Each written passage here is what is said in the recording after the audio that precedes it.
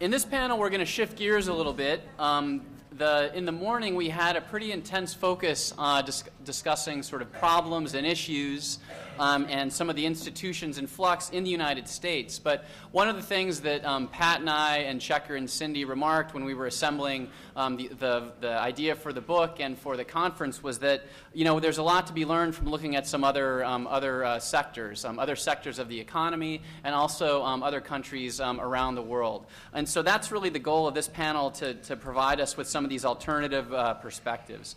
So what I want to do is simply introduce the panel members here to give you a quick overview of who they are and what they'll be discussing, and then we'll proceed as we've done before with 10-minute presentations and some time, some discussant time, and then moderated discussion and audience discussion. So the first paper that we'll hear from today, our authors are Michael Mintrom and Richard Walley, who win the award for the most miles traveled to attend the conference, visiting with us today from New Zealand. Michael is an associate professor at the University of Auckland, where he is an authority on policy analysis, policy innovation, policy entrepreneurship, as well as publishing several articles in journals on school choice, been a co-author on an award-winning book on choice, in fact. Richard is a senior policy manager at the New Zealand Ministry of Education and currently has responsibilities for early childhood education policy. Across his career, though, he's covered a range of subjects including governance, civil justice, and regulatory reform. The paper that Michael and Richard have co-authored is called Education Governance in Comparative Perspective. The second paper on this panel is from Barry Rabe, who is professor of public policy at the Gerald Ford School at the University of Michigan. Barry is also a non-resident senior fellow at the Brookings Institution, and much of his recent research examines state and regional development of policies to deal with greenhouse gas emissions. Barry, I think, probably has the hardest assignment amongst our authors, given that he not only has to make sense of environmental policy and healthcare policy, but then also to relate those to education to see what we might learn. His paper is called Governance in Other Policy Sectors, Lessons from Healthcare and Environmental Policy. And our final author, Sir Michael Barber, actually cannot be here today, so what I'm going to be doing is presenting his paper in his absence. Barber is founder of the Education Delivery Institute here in the United States, and formerly was a top education official in the British government, working alongside Prime Minister Tony Blair to try to formulate and implement some of his reforms. He's also served as head of McKinsey's global education practice and is now a chief education advisor to Pearson. Michael's paper is entitled Reimagining Education Governance in International Perspective. And sort of just to give you a little bit of a contrast, this paper looks more at the issue of governance as sort of a global phenomenon, a set of issues that countries around the world have been thinking about, whereas Michael Mintrom and Richard Walley's paper is going to look sort of at a set of specific countries trying to relate governance to outcomes and see what we can learn. So similar titles, but different focus from each of those two papers. And then finally, our discussant today is Mark Tucker, who is President and Chief Executive Officer of the National Center on Education and the Economy, who, as many of you know, is a nationally and really internationally known expert on education standards and school reform. As part of his comments today, reacting to the presentations, he's also going to share some additional insights that come out of his new book, which considers international education around the world, entitled Surpassing Shanghai. So with that, I'll turn it over to Michael Mintrom and Richard to start with the first presentation. Right. Good afternoon, everybody, and thank you for having me here. I'm going to talk for a bit, and then Michael's going to talk for a bit, and I'm going to try my best not to use all of his time, although I do go on a bit, unfortunately. I was kind of a bit disappointed this morning to hear somebody saying that education governance wasn't a sexy subject, because as far as I'm concerned, it's an intensely sexy subject. As a career bureaucrat, nothing makes my heart sing like the idea of burning the entire thing down and creating a whole new bureaucracy. It will be my child, and I will nurture it. So there's, but it is tempting in that respect. It's I think contrary to what a few other people think, from the point of view of inside government, kind of tinkering with these big levers is extraordinarily. It's like the big red button that says "Do not press this." Your hand always inches towards it. Anyway, what we were asked to do, that was relevant, by the way. It'll become more relevant as I go on. What we were asked, we've looked sort of at 6 different jurisdictions and kind of thought about how they were governed, and we started out sort of doing this comparative work. We were trying to think of ways to put together a framework that we could use to compare the jurisdictions. And unfortunately, kind of ran aground relatively quickly. I think Paul, in his feedback on our initial draft, said, "Wouldn't it be nice if you could have a really simple scale of governance that you could quantify and compare across the jurisdictions and draw some conclusions?" And I thought, yeah, that would be lovely. That'd be great. But the way in actual fact that we sort of thought about it is kind of like this. Now, you probably can't read it at all, but it doesn't matter because it's not kind of particularly exhaustive. But what you have is a matrix with a bunch of different stuff across the top and a bunch of actors down the side. So you've got people like central government, local governance entities like school boards, bureaucratic institutions like ministries of education, parents, principals, teachers, unions, all of those kinds of people. And then across the top, we've got different things that could actually be governed.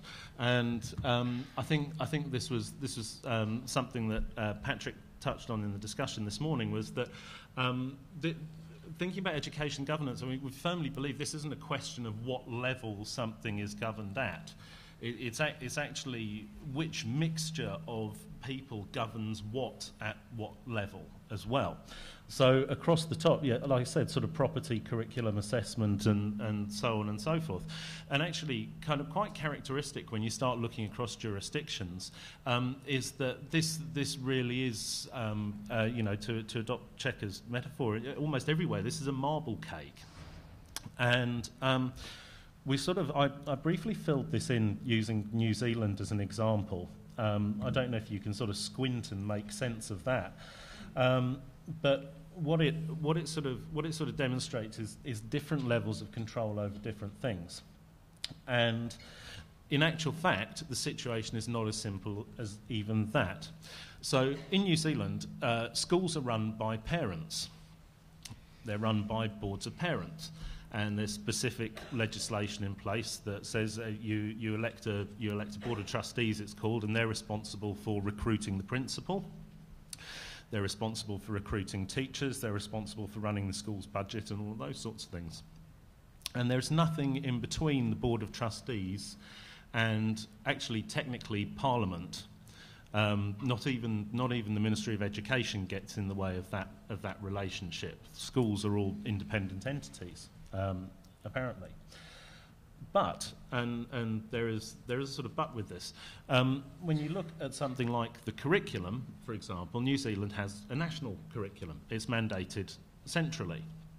And this is where it gets even sort of more interesting. So you think, okay, well that sounds relatively simple. Kind of the operation of schools is done by boards of parents. The curriculum is mandated nationally. When you look into the nature of the curriculum, it gets even more complex, because the curriculum in New Zealand is not a specified program of learning. It's a framework of sort of educational goals and sort of broad directions that individual teachers and schools are expected to deliver on, more or less. And in actual fact, that's an interesting characteristic of a number of the other jurisdictions that we looked at, reasonably sort of high-performing ones. Finland, in particular, has exactly the same thing. It has a national curriculum, but it's actually a framework, and teachers have a great deal of latitude to deliver on that. Now, pressing on these points a little further, sort of 3 concepts in relation to this matrix occurred to us when we were tinkering with it and thinking about it. One is that you can consider all the little crosses you put in it as veto points. So you could say these are points at which that particular actor has control over that particular thing. And that's certainly one way to think about it. And there, for example, over funding, again in New Zealand, there is a veto point at a school level about how exactly the school spends its property maintenance budget. But there's also a veto point at Parliament in terms of how much that budget is, and so on and so forth. But there are two other interesting concepts in here, which are sort of concepts of soft governance and culture. These are even harder to chuck up on a matrix than actual legislated or regulated veto points across jurisdictions. Soft governance is sort of something that we weren't really able to measure, but we kind of recognise it's there.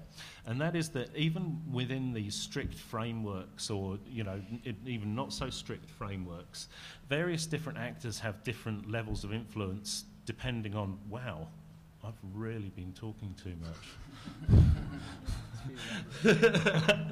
Sorry.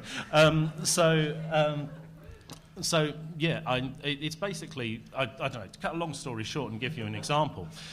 Let's say in somewhere like Australia, one of the other jurisdictions we looked at, where schools have a reasonable level of autonomy over assessment, but schools have autonomy over assessment can disguise a multitude of sins. In actual fact, that decision might be made by a key parent who is extremely friendly with the principal.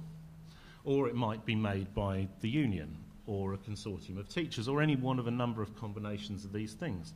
So always something to take into account. Now, I'm going to skip the next slide because that's the graph that Mike promised I wasn't going to show you about America's kind of international performance in education.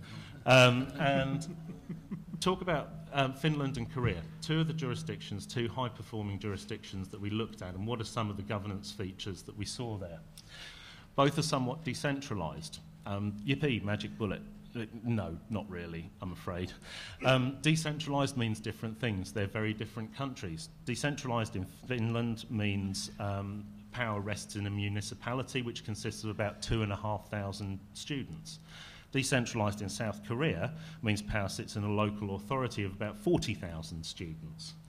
These are actually radically different entities that we're talking about. Both don't offer a lot of parent choice, which is interesting. They have very different treatment of curriculum and assessment. As I said, in Finland, curriculum is completely devolved to an individual teacher level almost, but within a centrally specified framework. In Korea, it's far more centralised. Teachers enjoy high professional standing, and everybody places high value on pre-primary education.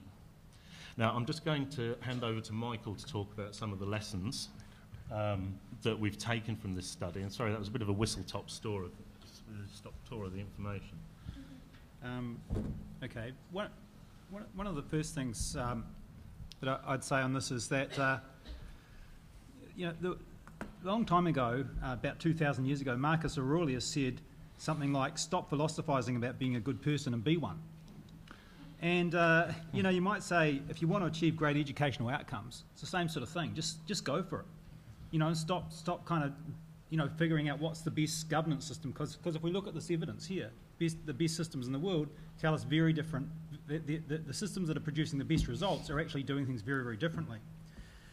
So from our comparison across the country education systems, we concluded these points, and I just want to sort of highlight a couple of things. First, you can achieve excellent results despite your governance system. Focused, determined leadership is absolutely fundamental to that. And you need people who are clear about what they want to achieve within the system. And I think that circling around the conversation in the room today has been quite a lot of disagreement actually about what you're wanting to achieve with the US education system. And that has to be sort of, ironed out at some point. Also, if you want excellent student performance, then you have to have really well-prepared teachers. There's no question about that. And that's the point, actually, that if Michael Barber was here, he would say it as well, because I got the idea from him, actually, in the first place. and also make sure that children come to school prepared, ready to do well in school. So the pre-K stuff really matters a great deal. And another thing that comes through in our lessons drawn here is that it's really important to clear the space for schools to be terrific learning places. Really to focus on what happens, what do you want to have happen in the classroom, because what happens there is fundamental to driving those excellent outcomes for students. And so if you can clear that space, then you're going to get the good outcomes. And we also suggest don't get into a whole lot of big political battles over this. If you can achieve these outcomes by working with the teachers' unions, then you should do that. If ultimately you need to have some sort of governance reform, then the main thing is to demonstrate through getting good outcomes in parts of the system already where those governance changes have to be made. And you've got to be realistic about this. You're going to have to do it incrementally. But we think that if you were to do these things, you could actually end up quite quickly turning the system around. Barry, do you want to go? Sure.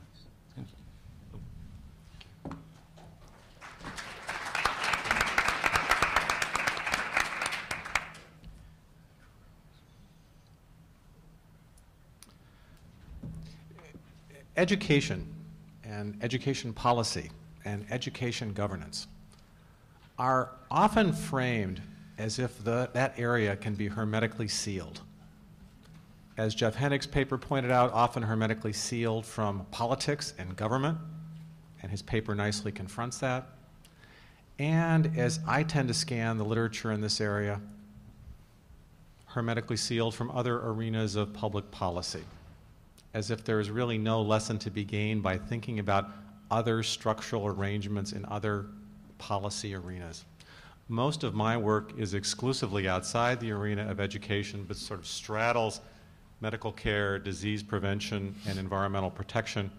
So I agreed to take a look at these areas, initially laying out larger themes in this area, but ultimately drilling into two case studies that might potentially have some lessons or relevance for the evolving conversation in education governance. One of these is the Medicaid Program, which is a federal-state partnership which provides a wide range of medical care and institutionalized services across the country, for which eligibility is driven by income or disability.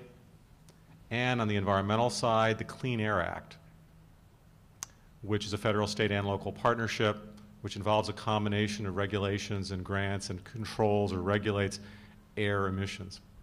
Would only note in beginning that both of these broad areas, medical care delivery for the poor and air and environmental protection, for much of the last century were dominated not by federal and state partnerships, but local governance arrangements, notably health departments, which were widely criticized as being insular, captured, focused very much on local kinds of issues and turning their heads to some of the more fundamental problems that were necessary in this area. And our system evolved in very difficult, complex ways. But even there, if one looks at much of healthcare and environmental governance pre-1965, some of the same critiques that are now raised of educational policy that we've been hearing today begin to emerge. Let me try quickly to walk through these two cases through six what I'll call larger takeaways or themes that began to emerge as I did the analysis. First of all, as we were reminded, or I was reminded this morning, we're about to enter into our 47th year of discussing how to allocate Title I funds. I thought the ESCA conversations were decided long ago, and yet all roads lead through Lyndon Johnson. There is a remarkable resiliency at those big bang moments when a Congress of whatever party composition and a president of whatever party get together on major legislation, that for good or ill, there is a resiliency and durability to that. Medicaid was really a tack-on afterthought to the Medicare program. The original bill was a 10-page stapling on to the Medicare legislation, signed basically a few months after Lyndon Johnson signed ESCA into law in 1965. And yet in those 10 pages, if you go back to it, the basic funding structure, the criteria for determining what would be a state and federal responsibility, what kinds of services would and would not be covered, are all in that legislation 46, 47 years later. And similarly in the clean air arena, between particularly 1967 and 1970, we had three separate laws. The fourth came in 1977. But in essence, That basic structure, the command and control federal state structure that's set up under Clean Air a long time ago, endures, even though in both cases, every 5 years or so, there's a formal consideration of turning Medicaid into a block grant. It never gets very close. The closest we came was in 1995, and it was not enacted. We have looked in Congress at every possible way to fundamentally reform the Clean Air Act. Integration across media statutes, putting an overall bubble or cap on emissions. We don't go there. So you tend in both of these areas, perhaps like ESCA, to work with and amend what you've got. And with that, there's this issue of performance. It animates all the conversations. Would we even be here today if the U.S. numbers on one of those charts that we saw a moment ago were as high for the U.S. as they are for Finland and Korea? With the massive industry that looks and laments what's wrong in American education policy and governance even need to exist? Well, performance stories come up in every sector of public policy, in part because there are governmental mandates at the federal level in many states, and for a whole range of other reasons. Not every story is the same as education policy. Any living administrator of the Environmental Protection Agency, which celebrated its 40th anniversary last year, every living administrator got up on the stage at the 40th birthday party and basically had that frame from the Clean Air Act indelibly etched in their minds. The substantial reduction in emissions of the 6 conventional pollutants. You can then very quickly link that to economic issues, health measures. It is framed as a huge success story. It tends to be the lead thing that EPA administrators like to talk about. Now, one can debate what's going on, why emissions have dropped so dramatically. But think if education policy had anything remotely related to that kind of a performance measure at this stage in time. Medicaid is enormously contentious when it comes to outcomes, and yet the federal government has spent a massive amount of money looking at outputs and outcomes. Does it make any difference to spend that huge amount of money that covers about 60 million people, I think 58 million at last count?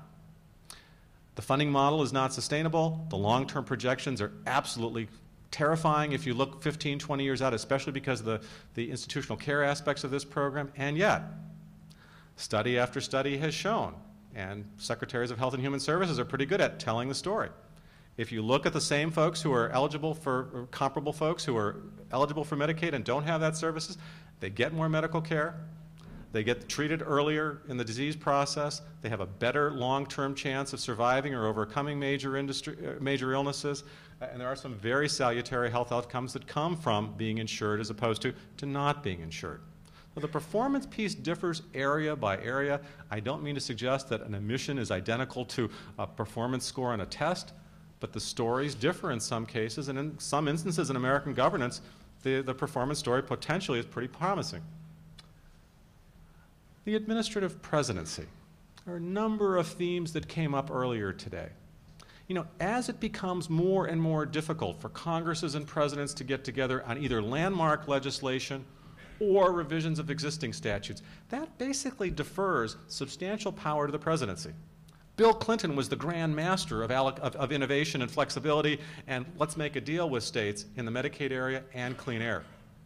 But George W. Bush and Barack Obama also picked up on this. If one wants to really get a sense of how you do waivers, for good or ill, this incredibly controversial area that the Obama administration has now opened up for No Child Left Behind, look at the Medicaid arena. When Mitt Romney was a governor, he turned to the presidency or to the executive branch and said, I would like a waiver under Medicaid to mandate all insurance for citizens of the Commonwealth of Massachusetts. He now says, if elected president, that one of the first things he would do is create a Medicaid waiver for programs for states to opt out of that program on a national basis. If you have experienced, and we all know the Medicaid program in some manner or fashion, 80% of people in nursing homes are on Medicaid.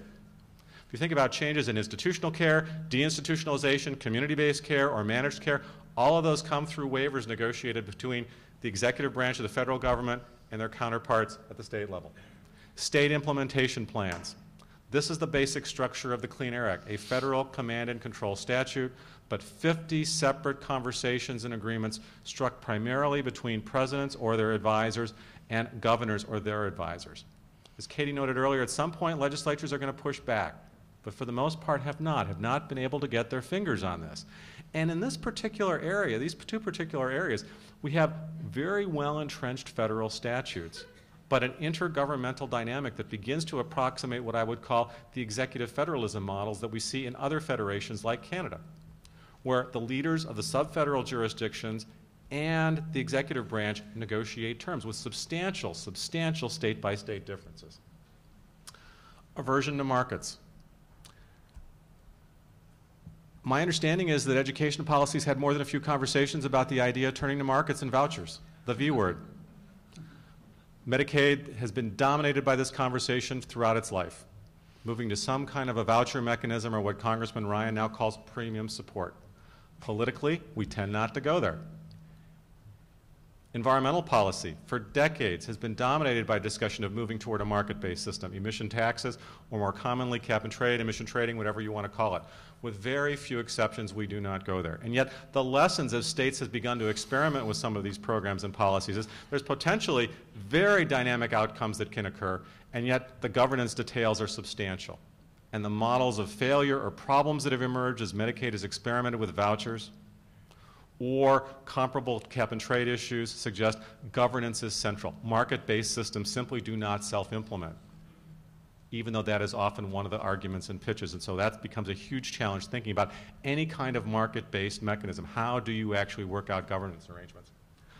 Last points. Wide range of state responses. We've been talking in this conversation today a lot about race to the top. I've argued in both of the policy areas under consideration there is a race to the top, a race to the bottom, and a race to the middle. You have states that are all over the place. Just ask Rick Perry and Jerry Brown how they view complying with federal EPA statutes on greenhouse gases. Very different issues. And in both the Medicaid area and in the climate area and clean air, we have seen an intriguing set of developments whereby state and federal issues are always tense. There are always points of contention. But we're actually seeing a significant cluster of states absolutely refuse to comply with federal statutes and federal interpretations, as well as going into courts. And these are big states: Texas, Virginia, Florida. Final point, always a possibility. When you have a landmark statute, and it's hard for Congress and presidents to get around these, that you could have what we might call mission creep. On the left is a picture of John Dingell being shouted down in a district meeting, very close, town hall meeting, very close to my home, and yet when you look at the Patient Protection Act, that 1,900-page piece of legislation enacted by Congress and signed into law by President Obama, the operational model is, and Wilbur Cohen would be rolling in his grave to think about this one, the model is to expand the Medicaid program. That's one of the ways in which you get to 95 or 98% coverage. Who would have thought?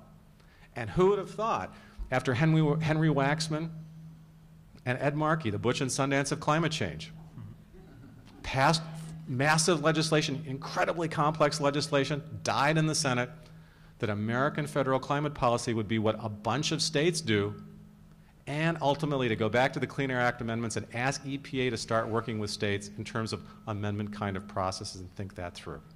So when one moves down this direction, one never really knows what they are going to get, but the consequences are particularly dire. Or particularly dire, but also particularly promising. Thank you.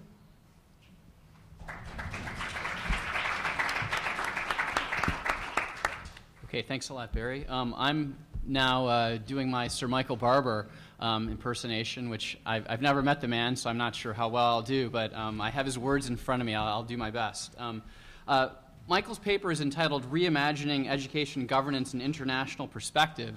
And as I said, the paper provides sort of a broader framing sort of piece that underscores this idea that really concerns about education governance are a global phenomenon. Countries around the world, Richard Walley can travel to many countries and meet lots of friends and have these conversations, if we're not having them as much in the United States as we should be, about governance.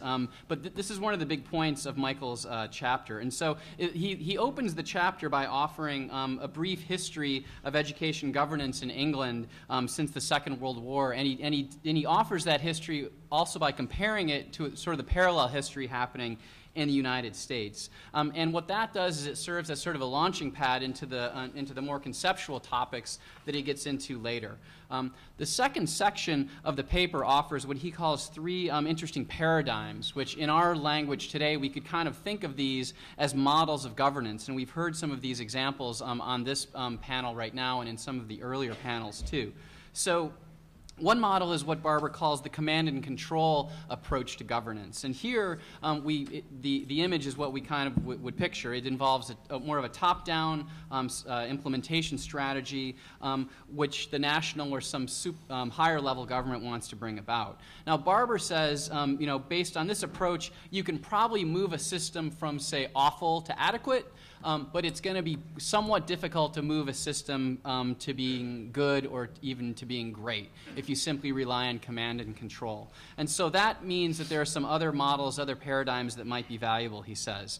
Another model, which both these papers on the panel have discussed, is what Barber calls quasi-market approaches here, with the theory of action being that people tend to like choice, the idea that competition can foster some gains in productivity and the potential for continuous improvement.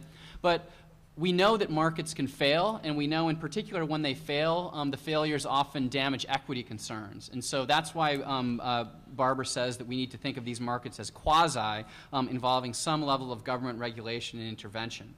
And then finally, the third model that he lays out is what he calls devolution and transparency, similar to some of the themes we heard at the lunchtime talk from Chris Cerf. The idea that, that we should unleash managers on the front line to do their jobs well, but we should also hold them to account for their performance. The upshot of these three paradigms that Barber suggests is that really ex ante, no particular approach is necessarily good or bad. Really, the trick or the key to sort of cracking the code is to figure out which governance approach would work in any particular context where it might be called for. Behind all of these approaches, though, one other thing he mentions in the paper is that there are some things that seem to require some government provision or direction or involvement, and frequently coming from higher levels of government. These three things really are crucial and will help to undergird or support whatever broader model is adopted. Here, Barber talks about the creation of capacity, a big theme that we've heard about today. The issue of creating legal, financial, and human conditions so that the system has the capacity to perform well. Also, this notion that somebody has to be in charge of managing overall performance or being attentive to overall performance. It's not enough to just say that local schools should pay attention to what's happening in their building or local districts should pay attention to what's happening in their boundaries. Someone needs to be able to see the whole forest even while other people are focusing on the individual trees. And then finally, there's this notion of some oversight to provide strategic direction. And here Barber talks about someone, again, seeing the forest who can anticipate trends that are coming down the line, can anticipate how one might sequence different efforts so that they make sense to implementers on the ground, and also someone who makes sure that the whole system moves in a direction such that the society's key values, whatever values that society upholds, are actually being reaffirmed by the governance system and the policies that are being produced. In the third section of the paper, we get more of some case study discussion from Barber about his particular experience working alongside Tony Blair in England to try to adopt some reforms to the system of education there. And here he gives some examples of these different paradigms in action. So in the paper, for example, he notes this.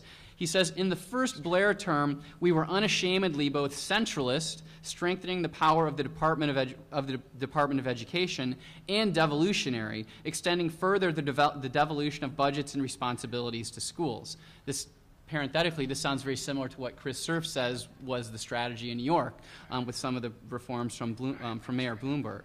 Barber continues, he says, in short, broadly we applied paradigms 1 and 2. The principle we applied to devolution of schools was intervention in inverse proportion to success.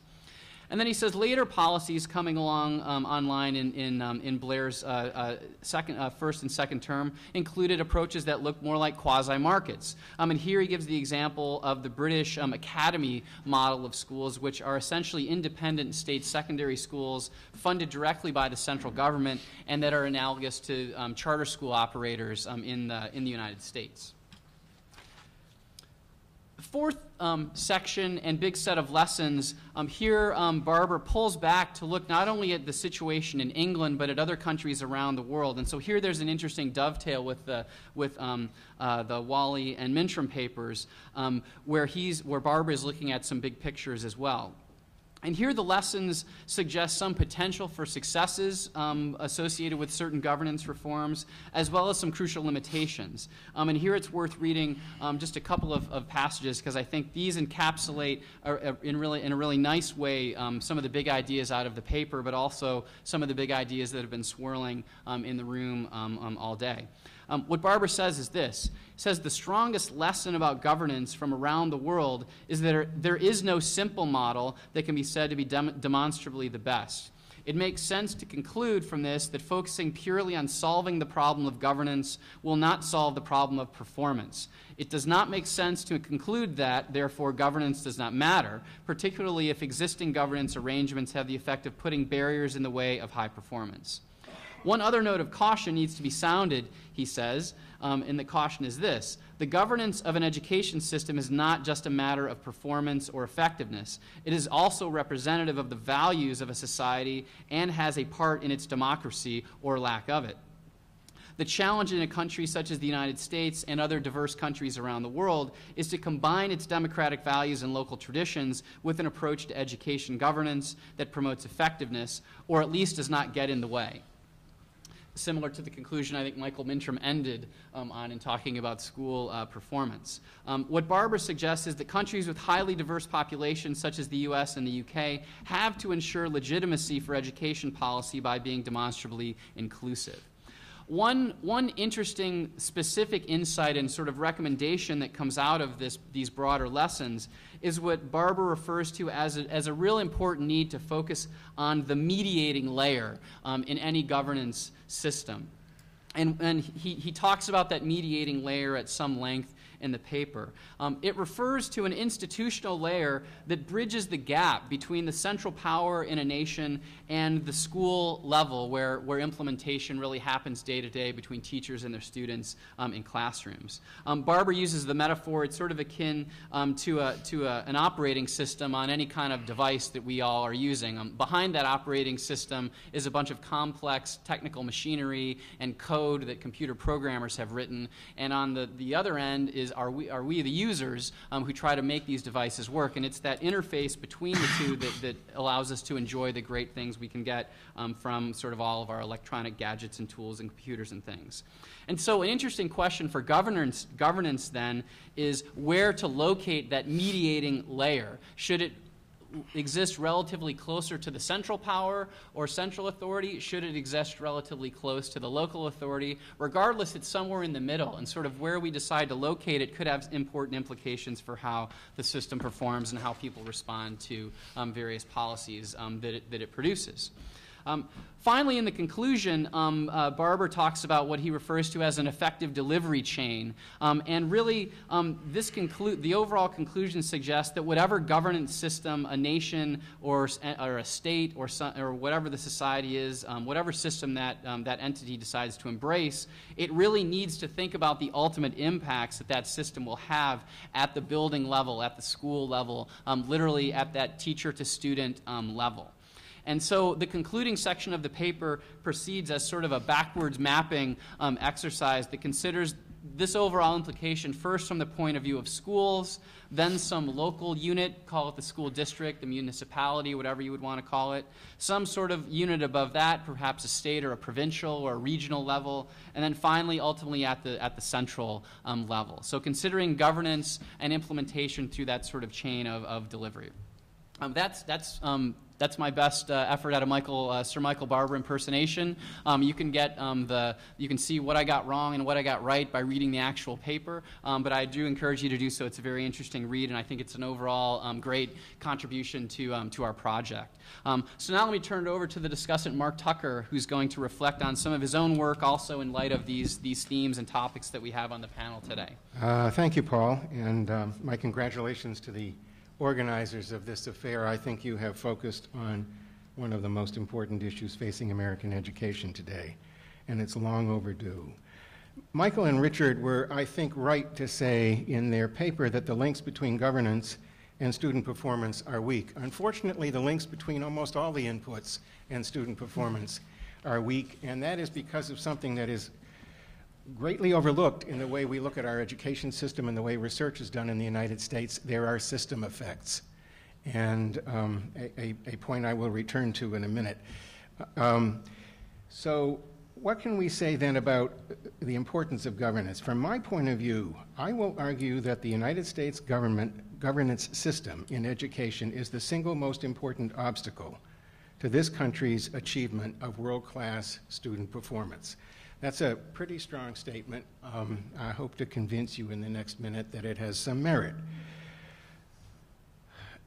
Our organization has been visiting the top performing countries in the world for 22 years. And when we go to visit, I find over and over and over again how impressed I am when I visit with the people in the ministries of education in the states and countries to which we go. They are competent, they are well educated, they are in charge, and the buck stops there, without exception. It is often the case when I visit these ministries, when I visit those countries, and ask teachers in them, good teachers, well-admired teachers, what would be the apex of their career if they could imagine it for themselves? They tell me working in the ministry, being one of the inspectors, one of the people in charge of curriculum, because they are among the most admired educators in those countries. When you visit the ministries in those countries, you are talking to people who assume, rightly, that they are looked to by the rest of the country as having responsibility for making sure the pieces fit together, that there is a system, that the parts and pieces of it are working in conjunction with each other in useful and productive ways. They know they're going to be held responsible for that. It's a dynamic picture, it's changing all the time, but it would never occur to them that it's somebody else's responsibility to worry about that. The contrast with the United States is simply stunning. I don't think there's anybody in this country who would hope that the United States government and the United States Department of Education would perform the function that I just described. That is, the keeper of the design of the system as a whole and its well-functioning. Our state departments of education are not remotely like the ministries that I have visited over the years. Their functions are far more limited. Till very recently, all that we looked to them for was regulating certain functions, largely and often on behalf of the federal government, and passing money from the legislature to the schools. Most of the functions that you find at the core of the work of a Ministry of Education in another country are wholly or largely missing. Now, you might look at me and say, well, that's a pretty wonky statement. I mean, who really cares about state departments of education? And that, my friends, is the problem. Every time we have a shortage of funds in the United States, the legislatures take it out of the budget of the departments. Our departments of education now are in size less than 50% of the size that they were 15 years ago when they had a much more limited, far more limited remit, if you will, than they do now. If you actually go and visit them, maybe some of you have done this recently, you will see row on row of empty desks. And it's not because people are homesick, it's because they were let go a long time ago and not replaced. Let me illustrate why this is so much on my mind. In the report that was referred to when I was introduced, Surpassing Shanghai, we talk about the research that we were asked to do by the OECD on what has accounted for the superior performance of some of the top performing countries in the world.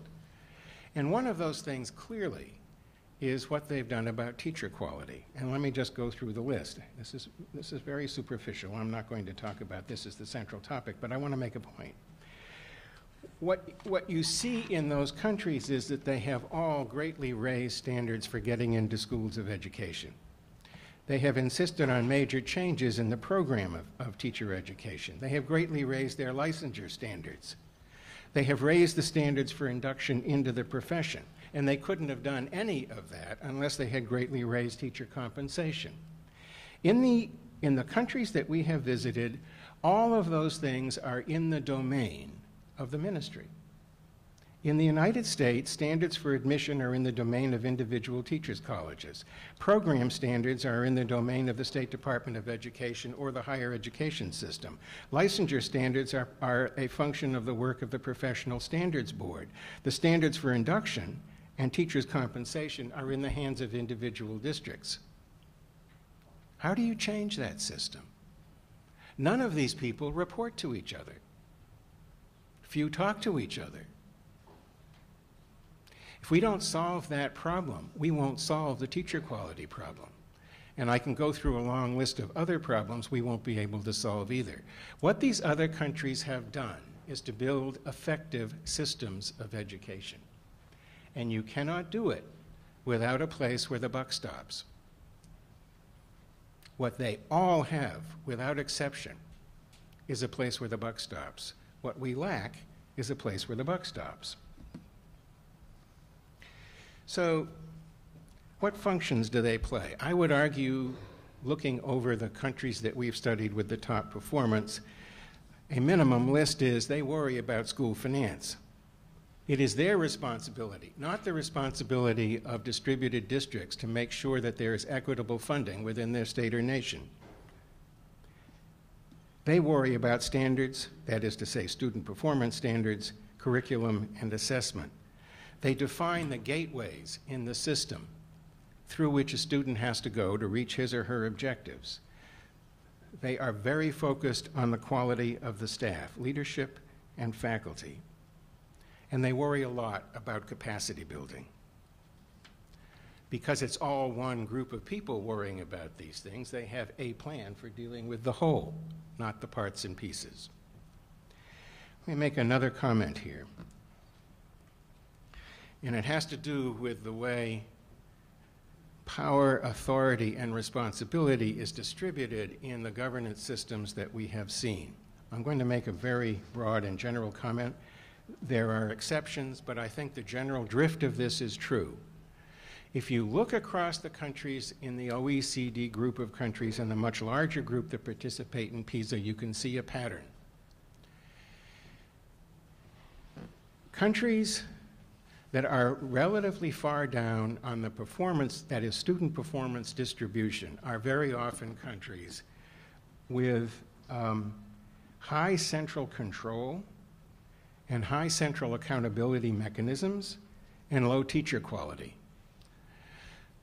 The closer you get to high student performance in the distribution, the more you see that reverse, so that you see more and more authority given to the teachers and the faculty, more indirect accountability mechanisms, and more use of professional accountability rather than administrative accountability, and much higher quality teachers.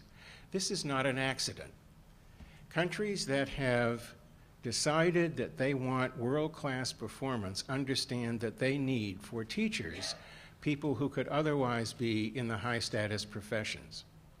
People who could otherwise be in the high-status professions will not work under industrial-style management systems and accountability systems. So you have the obverse.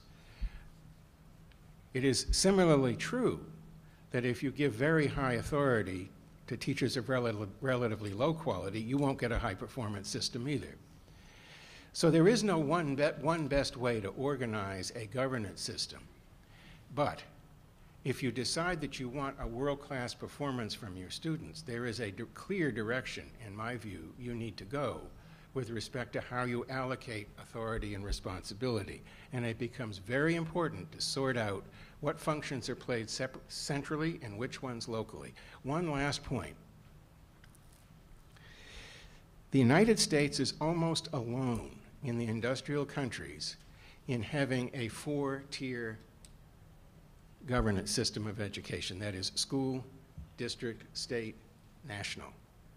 We are virtually alone, absolutely, in having such a well-developed school district level organization. We are virtually alone in giving as much authority to those districts as we have. All the evidence, in my view, is this system does not work. Does not work.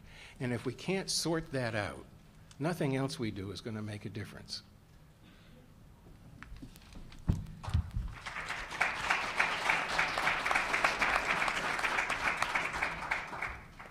All right, we thank our panelists for those comments. I want to begin the moderated discussion sort of building off the last point that Mark made, this notion of, you posed the rhetorical question, if we decided what we wanted was world-class performance, right, what would we do, what would we think about? And I wonder if part of the governance challenge in the United States in education is that we, as a country, we haven't really decided what we want, right? We say we want high-class academic performance, but we also say we want marching band, we also say we want athletics, we also say we want social outlets and clubs for our children in schools. Some governments say we need to make sure we do sex education to make sure we limit, the spread of certain diseases and unwanted pregnancies, and we need to make sure children don't smoke, and the list goes on and on and on. So I wonder, is part of the problem or in the United States in comparison to these other sectors that Barry talked about and these other countries, is it that there's just a better set of, or there's greater agreement in a sense on what the real outcomes, quote unquote, real outcomes or the most important outcomes should be? I'm thinking in terms of Barry in your talk with this notion of the 6 pollutants, right, and that the EPA administrator is pointing to the data on this sort of relentless focus on these 6 pollutants and that being some sort of a marker of success. I'm wondering if maybe, Barry, if you could talk about a little bit of that from the environmental context and maybe Medicaid even, maybe there's a parallel. And then if you all could talk about this notion of a focus on a narrower set of outcomes. If the states implement that, the federal government stays away and they get their share of the money to implement the programs. It's not a very high share, it's probably about 25% overall. Doesn't happen, there's the possibility of a federal takeover. It's a little different than the mayoral or state takeover of a school system, but in effect right now in Texas, the regional office of US EPA is writing all the new emission permits for greenhouse gases because the state has refused to do it. In other cases because of failure. So it's a relatively straightforward accountability system, and yet, as you point out, Paul, the outputs in that case may be different. You're talking about 6 pollutants, they're relatively easy to measure. That's a little different than some of the other things that we're talking about. How about the perspective from the other countries and which outputs or outcomes are prioritized? How is this conversation had to decide what the most important outcomes are? Well, I think from my point of view, where you have, I mean, our paper does argue sort of diffuse links between governance and student achievement, but I think one characteristic of certain sets of reforms or certain systems where they've changed governance or changed structures that have been successful in raising student achievement, and I'm thinking in particular probably sort of Finland's reforms through the 90s and Ontario, and it's happened in some American states as well. Is that they're very very simply purposive. They're actually, the actions are done with the goal of raising student achievement and with a clear intervention logic through to how the reforms are going to make that happen. And it seems as though, I mean, thinking on the other hand about the UK experience of going through various phases of grant-maintained schools and academies and things like that, where they were, I'm not sure what Sir Michael would say about this if he was here now, but certainly our thinking of what happened there is that it seemed to happen at a broader level. It seemed to be motivated by broader senses of necessary structural change, but without and almost in some cases ideological, but without actually a clear sense of how pulling this lever was going to lead to improved student outcomes.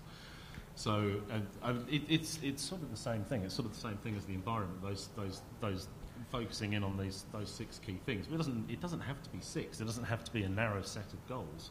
What it has to be, as far as I'm concerned, is a goal that matters, which is student achievement, rather than, for example, thinning out the number of layers of control, or making it simpler, or kind of identifying single points of accountability. You do those things because they improve student achievement, and everybody in the system understands how those things happen. Mark, do you want to comment? Yeah, 2 points. One, right after Hong Kong was no longer a colony and acquired the status of a special administrative district in China, the leaders in Hong Kong felt that the whole system was focused on a completely out of whack and largely irrelevant examination system, and they wanted to redesign it. And Hong Kong is a place where, not unlike the United States, where that cannot be done by administrative fiat. It just can't. It can be in a place like Shanghai, but not in Hong Kong. And so they put together a reform commission, which had very broad representation on it, and the commission spent, I think it was more than a year, taking testimony from thousands of people in Hong Kong. And when it was all done, they were able to make a 90-degree turn in the design of that system, in its fundamental purposes, not just in the technical aspects of its design, because so many people had been involved. I think a large part of the problem in the United States is that the majority of Americans believe that our schools are basically okay. They think the problem is in the cities and it's with poor and minority kids. And if we solve that problem, the performance in the United States would be comparable to that in the leading countries. The data show that that's not true, but the American people don't understand that. And they don't understand that the problem that we face is not that the performance of the system has declined. It actually hasn't. It is that it is so far behind what it has to be in a greatly changed world. And that's a conversation this country actually has not had with itself. So I think very little can actually be done of a radical nature unless we have the kind of discussion, in a way, that Hong Kong had. So it's not as much that, I mean, well, maybe this is part of it, that there is disagreement about what the outcomes are, but just understanding objectively where do we sit in terms of the outcomes. I mean, I can remember reading survey data when American school children are asked, you know, how well do you do on math? And their answers sort of overestimate their abilities relative to their performance on, say, international comparisons, right? But when you ask the same question to children in high-performing countries where they do really well on math, the students tend to understate their own level of knowledge. And so is it some level of just educating ourselves, I think this is maybe what you're saying, about what are the outcomes that are in front of us right now, and understanding the context in which we live that says that's just not acceptable. That's what I'm saying. All right. I want to circle back to another topic that was it cuts across the conversation here and some of the other panels. We've had a lot of discussion today about the difficulties, the problems, the conundrums associated with local control. The 14,000 school district figure has been thrown out repeatedly here.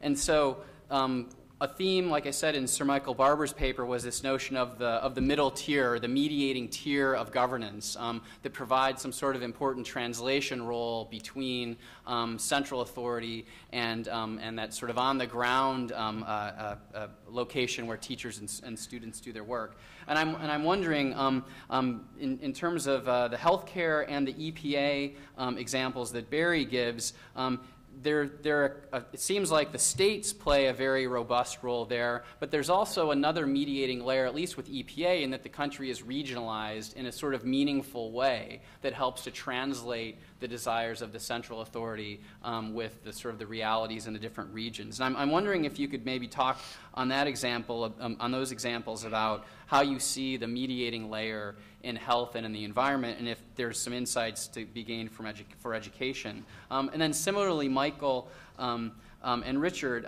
in these other countries that you've studied, is there this notion of a mediating layer that you see, is there some sort of evidence of a presence of that type of entity? I'm especially intrigued by the countries where you say that the national level government provides very broad frameworks, but then the local level teachers have really a lot of authority and a lot of power to define things.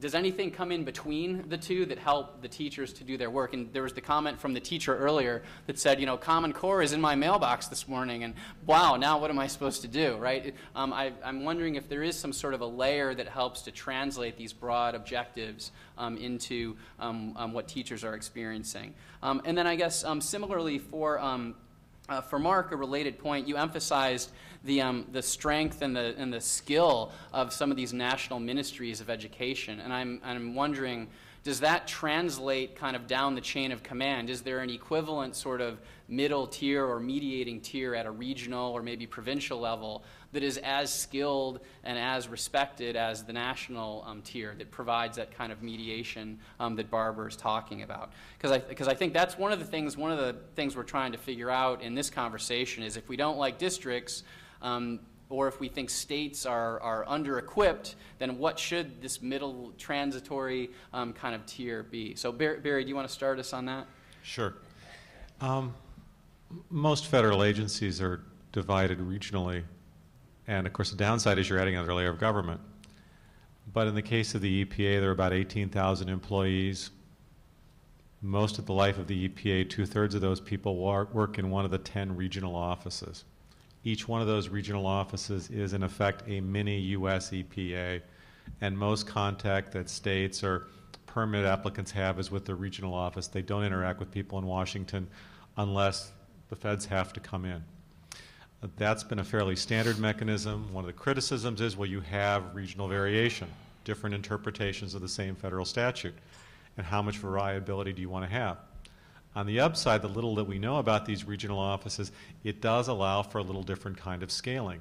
You have a smaller number of states in your federal agency view, if you will, that allows you to work with them and even look at issues like interstate arrangements, interstate compacts, multi-state agreements, where in the environmental area, especially water, but not exclusively, so there's a lot of this activity. That's one illustration. One parallel case I would throw out is Canada. Both the way in which they do healthcare and perhaps the way in which education policy emerges. Ontario has been mentioned in Michael's paper. Alberta, Ontario pop up. It's a very decentralized system. And in one of my slides, I noted this notion of executive federalism, where an enormous amount of activity takes place not with the national parliament, although that's significant, but basically 14 people sitting around a table. The prime minister, the 10 provincial premiers, and the heads of the 3 territories.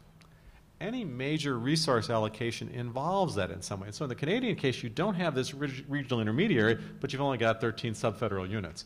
And so many have sort of begun to play with this idea of regionalism, and yet the downside is you have variability and you're adding another layer of government.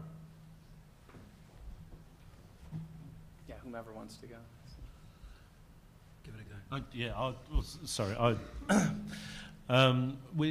I think maybe there's a little bit of a conclusion here, which is that certainly thinking about some of the jurisdictions that we look at in our paper, it seems that it's not so much a mediating layer as possibly some local control is kind of necessary for administrative things, but not a lot more. So and you can sort of look at things like the UK, where local educational authorities were removed from some schools and then put back in and then removed again. And it didn't make a heck of a lot of difference to student outcomes at all, virtually none in actual fact. What it did make a difference to was that when it was removed, schools became responsible for administrating their own property. And it transpires schools aren't actually terribly good at managing medium-sized lumps of property, and there are other people that can do that better. And I think the other thing to bear in mind is that I would say in principle there's no sort of academic, there's no outcomes-based reason why you would need that entity. But if you think about the case of South Korea, where they have these 182 local authorities and a number of districts on top of that, and they go out to the government. That wasn't, as far as I can work out, a drive for a particular sort of localisation of educational content or devolution or anything else. It was simply that the population grew so massively over such a short space of time that actually the central agencies found it very difficult to administrate the number of schools that they needed. So they just had to create local entities to undertake the functions just because of volume and economy of scale. But again, I don't think there's anything in there that's kind of links to children. Michael, I don't know if you want to... Well, the only thing that it strikes me looking at these different systems is that one way to construe the mediating layer is the heightened professionalism of the teachers and their sense of that professionalism. And if I come back to our own country, New Zealand, that while the ministry takes some very clear positions on the direction of things like the curriculum and professional development and so on, the fact that there is this cadre of well-trained teachers and principals out there means that the ministry can't simply say, okay, this is going to happen, and it happens. They typically engage in a conversation around that, which is the sort of thing that Barry was talking about with respect to environmental policy making here in the US. So, I think that it's important to sort of consider this possibility of the mediating layer. It doesn't have to be something necessarily structural in the sense of an organisational layer, but it could actually be something of a sense of, say, professional identity. I just want to build on that. I find this name, Mediating Layer, less than helpful for the reason that was just mentioned, because it does not suggest whether that's a layer that tells people what to do or sees its job as capacity building and helpful. And that makes all the difference. I think all the United States needs is yet another layer. We have too many as it is. And I think one of our principal problems, Michael pointed this out, by the way, in his paper, when you visit American schools and you visit schools in the top performing countries, one of the things that we are often struck by is that the people in the schools in most of these other countries feel much more control over their destiny than people in American schools do, because they are much less closely supervised by the next layer up. American school districts tend to manage schools in much more detail and much more tightly and provide much more direction than the next layer up, whatever that is in most of these other countries. It wasn't all that long ago that New Zealand got rid of the school district level altogether. And there are the schools and there is the ministry. There's a set of helping agencies, but they are not there to tell people in the schools what to do. No. And that is as if we had got rid of everything between the school and the State Department of Education, and there was nothing else. And they are one of the top performing countries in the world. So this language about mediating layer, unless you take into account everything else that is going on, I think can be quite misleading. All right, well, we do have 5 or 10 minutes for some questions, so please raise your hand and the microphone will find you. How about over here, someone who hasn't had a turn yet? Actually, so everybody can hear you, that'd be good, yeah. Christy Cowers with the University of Washington and Harvard Graduate School of Education. I'm really struck by the presumption that we're talking about a K-12 system as K-12. And I'm curious, especially Richard, given your title, what if we were talking about a preschool through 3rd grade system and then a 4th grade through 12th grade system, or a P20 system, or something other than K-12? Would the governance deliberations be different? Yes. Can I just take this opportunity to say,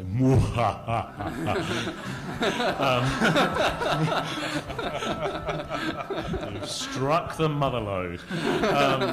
So I managed to insert, at the moment early childhood is my business, and Michael and I actually met working on a government task force for early childhood in New Zealand. It's something very close to both our hearts. You'll have noticed at the bottom of that list of common features across Finland and South Korea, take preschool education very, very seriously. And interesting corollary to that as well is that they have relatively late starting ages Finland is 7 and South Korea is 6. I kind of mention that because I'm hoping most of you will be aware of kind of some of the powerful impacts of early childhood education can have on later educational achievement. Is it really a governance consideration? Probably not.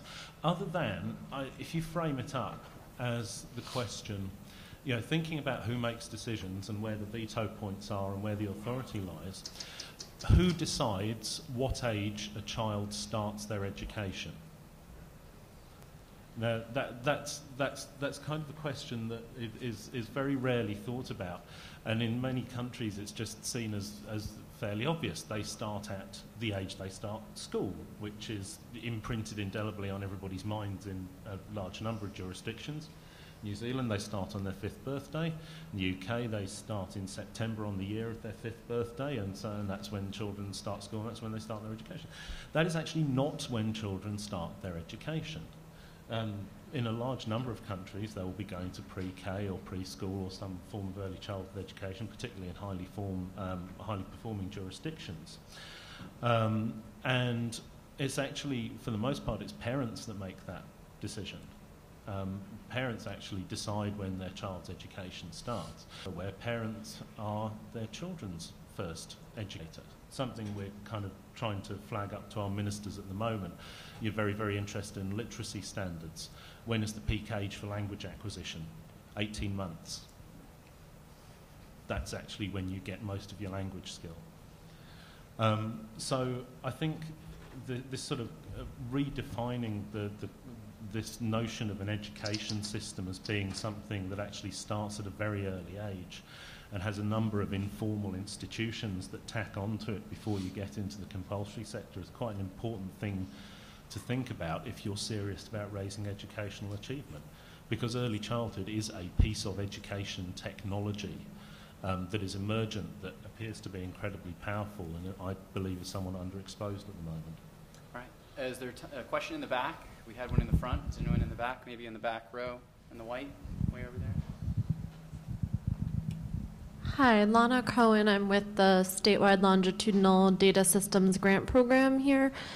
My question is mostly geared toward Mark. You've shared this vision of what education looks like in other high-performing countries, how the power is leaning more towards teachers and faculty and away from a central body.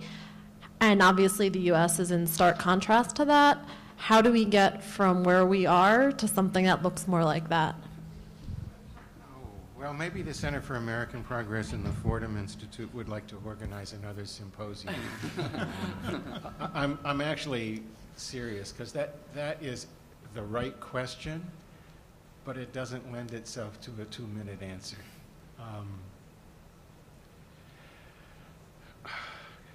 Because in my mind, as I was saying earlier, it involves a lot of different components. One of them is helping the American people to understand not only that we're behind, but why it's important, and that it's their kids who are behind, not just the other kids. That's just a part of this problem. Another part is the governance issue, which is, in effect, figuring out whose job it is to decide what a new system would look like. That's a giant task. The third piece is, what should a new system look like if it's going to be competitive? We put some ideas about that on the table in 2006. It's one set of ideas. There are lots of others. But whatever we do ought to come out of the kind of discussion I think that the country hasn't had yet.